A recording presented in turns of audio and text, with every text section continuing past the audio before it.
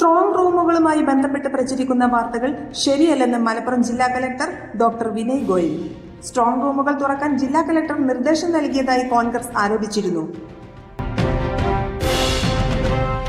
മലപ്പുറത്ത് നിയമസഭാ തെരഞ്ഞെടുപ്പിന് ശേഷം വോട്ടിംഗ് യന്ത്രങ്ങൾ സീൽ ചെയ്ത് സൂക്ഷിച്ച സ്ട്രോങ് റൂമുകളുമായി ബന്ധപ്പെട്ട് പ്രചരിക്കുന്ന വാർത്തകൾ ശരിയല്ലെന്ന് ജില്ലാ ഇലക്ഷൻ ഓഫീസറായ ജില്ലാ കലക്ടർ ഡോക്ടർ വിനയ് ഗോയൽ അറിയിച്ചു.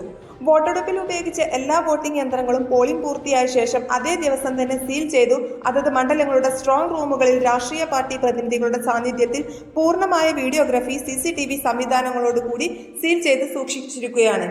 കേന്ദ്ര സായുധ സേന ഉൾപ്പെടെയുള്ള ത്രിതല സുരക്ഷാ സംവിധാനത്തോടെയാണ് പ്രസ്തുത വോട്ടിംഗ് യന്ത്രങ്ങൾ സൂക്ഷിച്ചിരിക്കുന്നത്. വോട്ടെടുപ്പിന് ഉപയോഗിക്കാത്ത റിസർവ് വോട്ടിംഗ് യന്ത്രങ്ങളാണ് ബന്ധപ്പെട്ട രാഷ്ട്രീയ പാർട്ടി പ്രതിനിധികളെ ചട്ടപ്രകാരം അറിയിച്ച ശേഷം ജില്ലാതല EVM വെയർ ഹൗസിലേക്ക് മാറ്റാറുള്ളത്. ഇത് എല്ലാ തെരഞ്ഞെടുപ്പുകളിലും സ്വീകരിക്കുന്ന നിയമാനുസൃതമായ പ്രക്രിയയാണ്. തെരഞ്ഞെടുപ്പ് കമ്മീഷന്റെ കൃത്യവും ലിഖിതവുമായ മാർഗനിർദ്ദേശങ്ങൾ പ്രകാരമാണ് ഇതുൾപ്പെടെയുള്ള എല്ലാ തെരഞ്ഞെടുപ്പ് നടപടികളും സ്വീകരിക്കുന്നത്.